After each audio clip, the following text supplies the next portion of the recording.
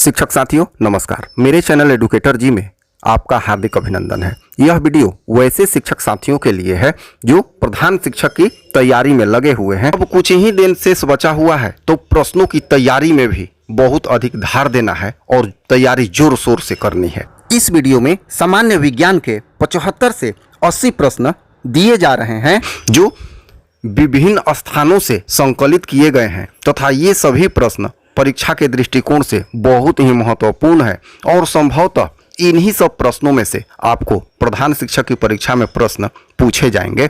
आप प्रश्नों के क्रम पर ध्यान नहीं देंगे क्योंकि ये विभिन्न स्थानों से विभिन्न पेजों से लिए गए हैं। तो आइए एक एक करके सभी प्रश्नों को देखते हैं, समझते हैं। चलिए वीडियो प्रारंभ किया जाए। पहला प्रश्न है, निम्न में कौन सा पदार्थ ऑक्सीजन से संयोग नहीं करता है? यहाँ ऑक्सीजन से संयोग नहीं करने की बात हो रही है तो चार विकल्प है, तांबा, गोल्ड, जिंक, पोटेशियम। तो चारों में से सही उत्तर हो जाएगा गोल्ड। सोना जो है यह ऑक्सीजन से संयोग नहीं करता क्योंकि यह बहुत ही कम अभिक्रियाशील है। अगला प्रश्न है, कौन विद्युत का सर्वोत्तम सुचालक है अर्थात सबसे अधिक सुचालक है? यहाँ सुचालकता की बात हो रही है। विकल्प ए है कॉपर, बी है चांदी, सी है एल्युमिनियम, डी है लोहा। तो यहाँ सबसे अधिक की बात है तो हो जाएगा चांदी अर्थात विकल्प बी ए जी। अगला प्रश्न है, बॉक्साइट निम्नलिखित में से किस धातु का मुख्य अयस्क है? विकल्प ए है लोहा, बी है कैल्शियम, सी है सोडियम, डी है एल्यूमिनियम। तो चारों में से सही विकल्प हो जाएगा डी एल्यूमिनियम। बॉक्साइट जो है एल्यूमिनियम का अयस्क है। अगला प्रश्न है, शुद्ध सोना को व्यक्त किया जाता है 22 कैरेट, 24 कैरेट, 20 कैरेट और 12 कैरेट। तो यहाँ सही विकल्प हो जाएगा 24 कैरेट। अब अगला प्रश्न है, पीतल है तो क्या है? ए है धातु, बी अधातु, सी मिश्र धातु, डी उपधातु। तो यहाँ सही विकल्प हो जाएगा सी क्योंकि पीतल जो है मिश्र धातु है। यह कॉपर तथा जिंक से मिलकर बनता है। अगला प्रश्न, निम्नलिखित में से किसे चाकू से काटा जा सकता है? यहाँ पर चार धातु के नाम दिए गए हैं। A lithium, B calcium, C copper, D iron. तो इन चारों में से लिथियम को अर्थात उत्तर होगा बी, चाकू से काटा जा सकता है। अगला प्रश्न है, निम्न में कौन आयनिक यौगिक है? यहाँ विकल्प है CH4, CO2, CaCl2 और डी है NH3। तो आयनिक यौगिक बताना है तो यहाँ हो जाएगा CaCl2 जो है ये आयनिक यौगिक है, विकल्प होगा सी। अगला प्रश्न है, निम्न में कौन अधातु है? यहाँ अधातु का नाम बताना है तो विकल्प ए है Fe अर्थात लोहा, बी है सी कार्बन, सी है Al एल्युमिनियम, डी है Au सोना।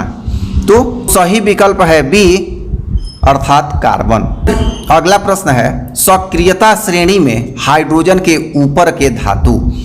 तो विकल्प दिया गया है यहाँ, अम्लों से अभिक्रिया कर हाइड्रोजन आयन बनाते हैं, अम्लों से अभिक्रिया कर हाइड्रोजन गैस बनाते हैं, साधारण ताप पर जल से अभिक्रिया करते हैं, इनमें से कोई नहीं। तो विकल्प हो जाएगा यहाँ बी, अम्लों से अभिक्रिया कर हाइड्रोजन गैस बनाते हैं। अगला प्रश्न है, उच्च विद्युत धनात्मकता के कारण धातु के परमाणु बनाते हैं। ए है धनायन, बी है ऋणायन, सी है उदासीन आयन और डी है सहसंयोजक बंधन। तो विकल्प हो जाएगा यहाँ ए, धनायन बनाते हैं। अगला प्रश्न है, धातु के ऑक्साइड सामान्यतः होते हैं। चार विकल्प है, अम्लीय, बी क्षारकीय, सी उभयधर्मी, डी उदासीन। तो यहाँ सही विकल्प हो जाएगा धातु के ऑक्साइड क्षारकीय होते हैं। अगर यही अधातु होता तो अम्लीय होता। तो विकल्प हो जाएगा बी। अगला प्रश्न है, अयस्क से चुंबकीय अशुद्धियों को दूर करने के लिए जो विधि प्रयुक्त की जाती है वह है। तो यहाँ चार विधि है, हाथ से चुनने की विधि, दूसरा है गुरुत्व पृथक्करण विधि, तीसरा है फेन उत्प्लावन विधि और चौथा है चुंबकीय पृथक्करण विधि। तो यहाँ पर प्रश्न है कि अयस्क से चुंबकीय अशुद्धि को दूर करना है, तो यहाँ उत्तर हो जाएगा चुंबकीय पृथक्करण विधि, विकल्प डी। प्रश्न है अगला, सल्फाइड अयस्कों का सांद्रण किया जाता है, तो विकल्प ए है हाथ से चुनकर, बी है निक्षालन द्वारा, सी है फेन उत्प्लावन द्वारा और डी है निस्तापन द्वारा। तो यहाँ सही विकल्प हो जाएगा सी, सही विकल्प हो जाएगा सी फेन उत्प्लावन द्वारा। अगला प्रश्न, निम्नलिखित में से कौन एल्युमिनियम का मिश्र धातु है? यहाँ एल्युमिनियम का मिश्र धातु बताना है। विकल्प ए है मैग्नीशियम, बी है जर्मन सिल्वर, सी है पीतल, डी है कांसा। तो यहाँ सही विकल्प हो जाएगा मैग्नीशियम। जो मैग्नीशियम है एल्युमिनियम का मिश्र धातु है। अगला प्रश्न है, कॉपर का निष्कर्षण मुख्यतः किन अयस्क से किया जाता है? विकल्प ए है कॉपर ग्लास, बी है कॉपर पायराइट्स, सी है क्यू पायराइट, डी है इनमें से कोई नहीं। तो इसका सही विकल्प हो जाएगा बी कॉपर पायराइट्स। अगला प्रश्न है, किसी अधातु के परमाणु के बाह्यतम शेल में इलेक्ट्रॉनों की संख्या होती है? यहाँ अधातु है तो विकल्प है 1 2 3 4, दो बी विकल्प है 2 3 4 5, सी है 4 5 6 7 8, विकल्प डी है 4 5 1 या 2। तो सही विकल्प हो जाएगा सी 4 5 6 7 8, अर्थात 3 से अधिक होता है अधातु के बाहरी कक्षा में इलेक्ट्रॉन, जिसे संयोजी इलेक्ट्रॉन भी कहते हैं। अगला प्रश्न है, साधारण गंधक किस आणविक रूप में पाया जाता है? गंधक का एस होता है और अणु होता है S8। सीआरटी में स्पष्ट S8 लिखा है, जिसे क्राउन के रूप में या अंगूठी के रूप में इसके बंधन को समझा गया है। तो विकल्प हो जाएगा सी S8। अगला प्रश्न है, फास्फोरस का आणविक सूत्र होता है, तो फास्फोरस का आणविक सूत्र बतलाना है। यहाँ ध्यान रखना है आणविक सूत्र बतलाना है। तो विकल्प ए है P, बी है P2, सी है P8 और डी है P4। तो इसमें 4 परमाणु होते हैं फास्फोरस के एक अणु में, तो हो जाएगा P4, अर्थात विकल्प डी। सोना निम्नलिखित में से किस द्रव में घुल जाता है? किस द्रव में? तो ए है अम्लराज में, बी है सांद्र सल्फ्यूरिक अम्ल में, सी है सांद्र नाइट्रिक अम्ल में, डी है इनमें से सभी में। तो यहाँ उत्तर होगा विकल्प अम्लराज में। इसे एक्वारेजिया भी कहा जाता है, तो इसमें ये घुलता है, बाकी किसी अम्ल में नहीं घुलता। अगला प्रश्न है, कौन सा अधातु कमरे के ताप पर द्रव होता है? ध्यान दीजिएगा, अधातु है। विकल्प ए है ब्रोमीन, बी है पारा, सी है तांबा, डी है एल्यूमिनियम।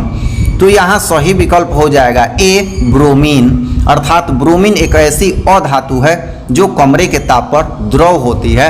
अन्य अधातुएं या तो गैस या ठोस के रूप में भी मिलती हैं।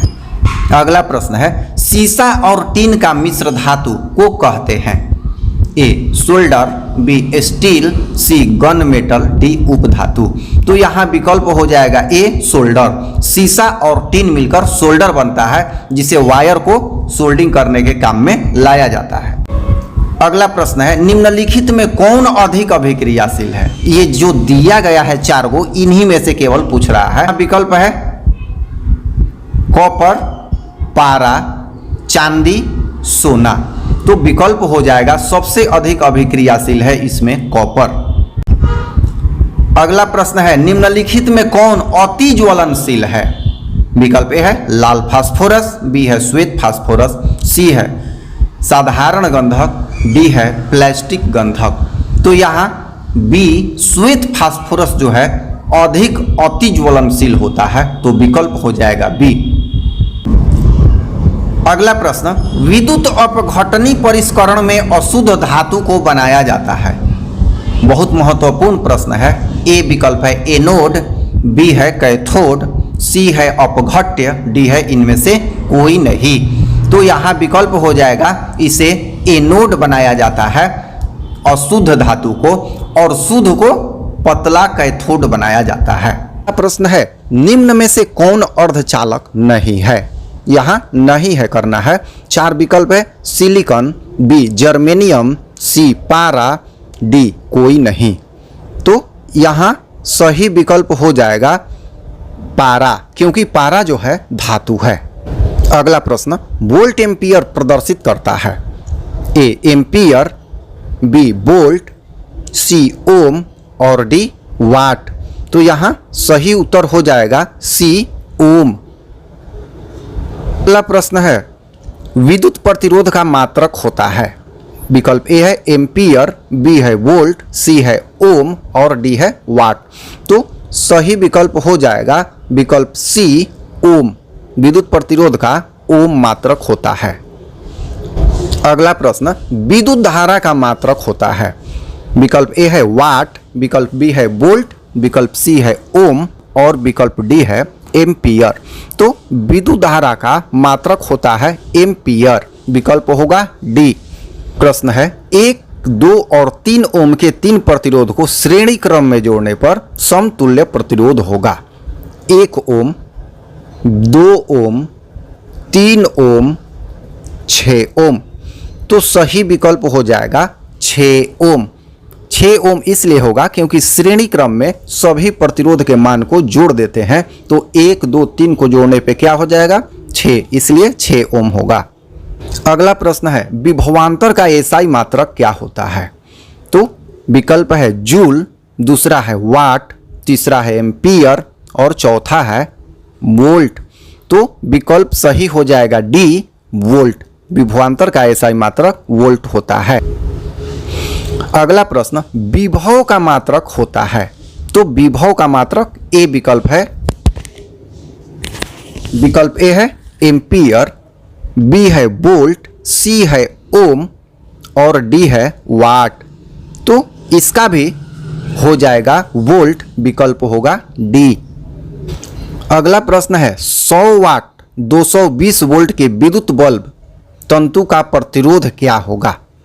तो यहाँ है विकल्प ए 900 ओम, बी है 484 ओम, बी है 220 ओम और सी है 100 ओम।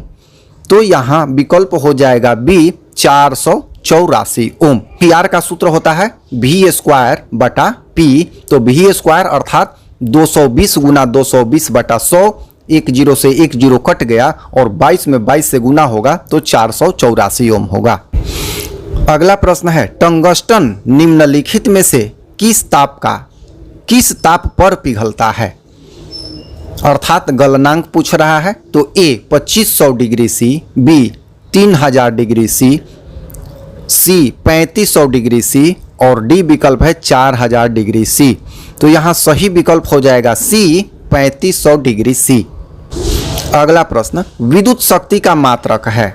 तो विद्युत शक्ति का मात्रक विकल्प ए है एम्पियर, बी है वोल्ट, सी है ओम और डी है वाट। तो सही उत्तर हो जाएगा डी वाट। अगला प्रश्न, प्रतिरोध का एसआई मात्रक क्या है? तो विकल्प ए है जूल, बी है एम्पियर, सी है वाट और डी है ओम। तो ये ऊपर भी प्रश्न में बताया जा चुका है कि इसका क्या होगा? ओम होगा। विकल्प डी सही होगा। अगला प्रश्न, सेल के विद्युत वाहक बल का मात्रक होता है? ए ओम, बी वोल्ट, सी एम्पियर और डी कूलम्ब। तो सही विकल्प हो जाएगा बी वोल्ट। अगला प्रश्न, आवेश का एसआई मात्रक क्या होता है? तो आवेश का एसआई मात्रक 4 विकल्प है वोल्ट, बी है ओम, सी है जूल, डी है कूलम्ब। तो आवेश का एसआई मात्रक होता है कूलम्ब। अगला प्रश्न, जब किसी चालक तार से विद्युत धारा प्रवाहित होती है तो गतिशील कण होते हैं? ए परमाणु, B ion, C proton, D electron. तो सही उत्तर हो जाएगा डी इलेक्ट्रॉन, क्योंकि इलेक्ट्रॉनों के सतत प्रवाह को ही विद्युत धारा कहते हैं। अगला प्रश्न, निम्नलिखित में कौन विद्युत सुचालक है? ए सल्फर, बी प्लास्टिक, सी आयोडीन, डी ग्रेफाइट। तो उत्तर होगा डी ग्रेफाइट, जबकि अधातु है फिर भी यह विद्युत का सुचालक है। अगला प्रश्न, विद्युत बल्ब का तंतु किस धातु का बना होता है? विकल्प ए है लोहा, बी है टंगस्टन, सी है तांबा और डी है सोना। तो सही उत्तर हो जाएगा विकल्प बी टंगस्टन। 10 ओम एवं 20 ओम के दो प्रतिरोधों को श्रेणी क्रम में जोड़ने पर समतुल्य प्रतिरोध होगा। ए 20 ओम, बी 20/3 ओम, सी 30 ओम, डी 10 ओम। तो सही उत्तर हो जाएगा सी 30 ओम, क्योंकि श्रेणी क्रम में दोनों को जोड़ दिया जाता है। अगला प्रश्न, बैटरी से किस प्रकार की धारा प्राप्त होती है? ए एसी, बी डीसी और सी है एसी और डीसी दोनों, डी है इनमें से कोई नहीं। तो विकल्प हो जाएगा बी डीसी धारा प्राप्त होती है। अगला प्रश्न, आमीटर को विद्युत परिपथ में कैसे जोड़ा जाता है? विकल्प ए श्रेणी क्रम में, बी समांतर क्रम में, सी ए और बी दोनों, डी इनमें से कोई नहीं। तो सही विकल्प हो जाएगा ए श्रेणी क्रम में। अगला प्रश्न है, वोल्ट मीटर को विद्युत परिपथ में कैसे जोड़ा जाता है? ए श्रेणी क्रम, बी समांतर क्रम, सी ए और बी दोनों, डी इनमें से कोई नहीं। तो सही उत्तर हो जाएगा इसका वोल्टमीटर को समांतर क्रम में जोड़ा जाता है। उत्तर हो जाएगा बी। अगला प्रश्न है, विभवांतर मापने वाले यंत्र को कहा जाता है? ए आमीटर, बी वोल्टमीटर, सी गैल्वेनोमीटर, डी इनमें से कोई नहीं। तो यहाँ सही उत्तर हो जाएगा बी वोल्टमीटर। प्रश्न है, हार्मोन स्रावित होता है? 4 विकल्प दिया गया है। अंतःस्रावी ग्रंथि से, बी बहिर्स्रावी ग्रंथि, बी है बहिस्रावी ग्रंथि से, सी है नलिका ग्रंथि से, डी है इनमें से कोई नहीं। तो इसका सही विकल्प हो जाएगा ए हार्मोन जो है अंतःस्रावी ग्रंथियों से स्रावित होता है। अगला प्रश्न है, ग्वाइटर अथवा घेंघा पनपता है? किससे पनपता है? 4 विकल्प है। चीनी की कमी से, बी आयोडीन की कमी से, सी रक्त की कमी से, डी मोटापा से। तो यहाँ सही विकल्प हो जाएगा बी आयोडीन की कमी से घेंघा रोग पनपता है। अगला प्रश्न है, थायरॉक्सिन का श्रवण कहाँ होता है, अर्थात स्राव कहाँ होता है? तो विकल्प है थायराइड, बी यकृत, सी वृक, डी वृषण। तो इन चारों में सही विकल्प हो जाएगा थायराइड से थायरॉक्सिन हार्मोन का स्राव होता है। अगला प्रश्न है, मानव में डायलिसिस थैली है? ए नेफ्रॉन, बी न्यूरॉन, सी माइटोकॉन्ड्रिया, डी इनमें से कोई नहीं। तो जो नेफ्रॉन है वो मानव में डायलिसिस थैली है, क्योंकि यही जो है रक्त को छानने का कार्य करता है। अगला प्रश्न है, भोजन का पचना किस प्रकार की अभिक्रिया है? विकल्प ए है उपचयन, बी है संयोजन, सी है अपचयन, डी है विस्थापन। तो यहाँ सही विकल्प हो जाएगा ए उपचयन। भोजन का पचना उपचयन की अभिक्रिया है। अगला प्रश्न, कौन सा पादप नियंत्रक फल बेचने वाले द्वारा उपयोग किया जाता है? विकल्प ए है एब्सिसिक अम्ल, बी जिबरेलिन अम्ल, सी इथाइलिन, डी ऑक्सीन। तो सही विकल्प हो जाएगा सी इथाइलिन। इसी से फल को पकाया जाता है। अगला प्रश्न, वह संरचना जो उद्दीपन की पहचान करती है कहलाती है? ए ग्राही, बी प्रभावक, सी उत्तरदायित्व, डी बेचैनी। तो यहाँ सही उत्तर हो जाएगा ग्राही। विकल्प होगा ए। अगला प्रश्न, निम्नलिखित में कौन सी एक अंतःस्रावी और बाह्यस्रावी ग्रंथि 2 प्रकार की होती है?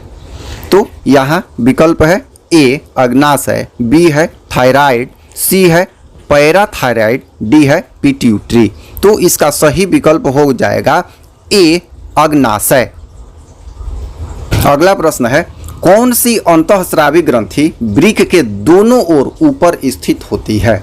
ए गोनेड्स, बी पिट्यूटरी, सी अग्नाशय, डी एड्रिनल। तो सही विकल्प इसका हो जाएगा एड्रिनल, जिससे एड्रिनलिन हार्मोन स्रावित होता है। ये वृक्क के ऊपर स्थित होते हैं। अगला प्रश्न है, जीवों में ध्वनि ग्रहण करने के लिए संवेदी अंग है?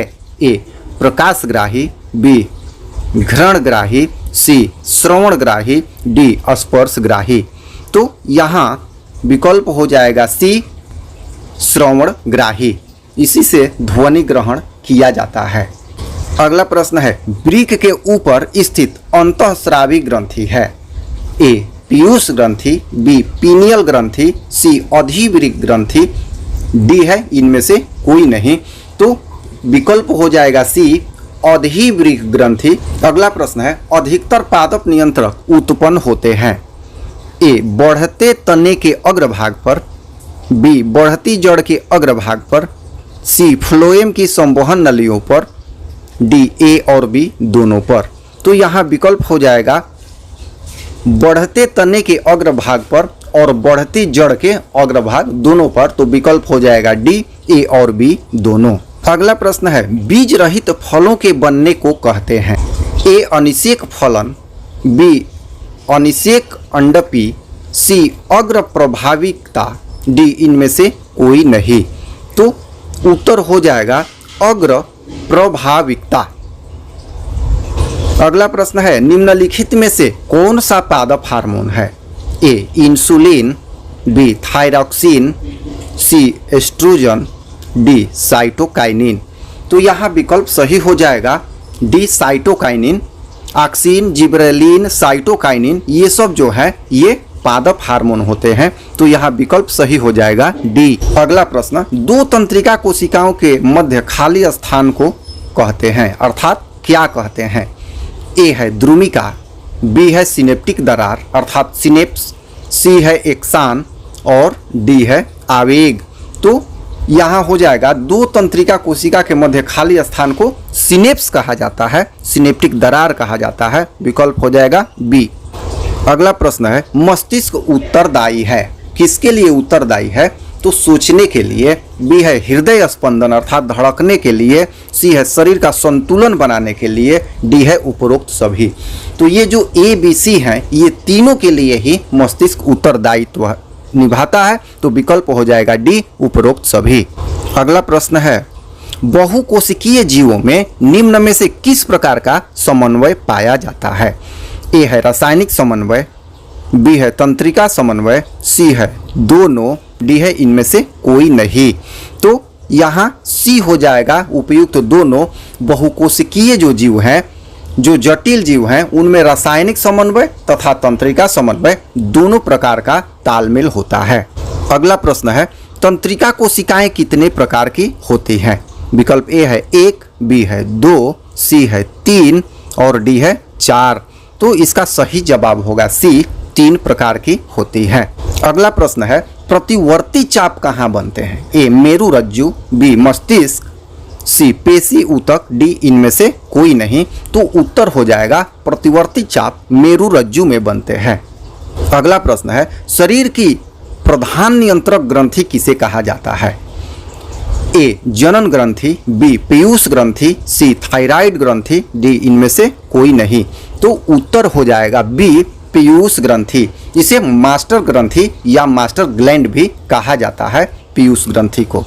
अगला प्रश्न है, अंतःस्रावी ग्रंथियां होती हैं? ए नलिका विहीन, बी नलिका युक्त, सी दोनों, इनमें से कोई नहीं। सही उत्तर हो जाएगा ए नलिका विहीन। तो इस वीडियो में यही प्रश्न रखे जा रहे हैं। मुझे आशा है कि कुछ न कुछ इस वीडियो से आपको अवश्य लाभ मिलेगा यदि आप प्रधान शिक्षक की तैयारी कर रहे हैं। पुनः रिक्वेस्ट है कि आप मेरे चैनल को सब्सक्राइब अवश्य कर दें, क्योंकि मेरे चैनल पे शिक्षक, शिक्षा तथा शिक्षण से संबंधित वीडियो अपडेट दिए जाते रहते हैं। धन्यवाद।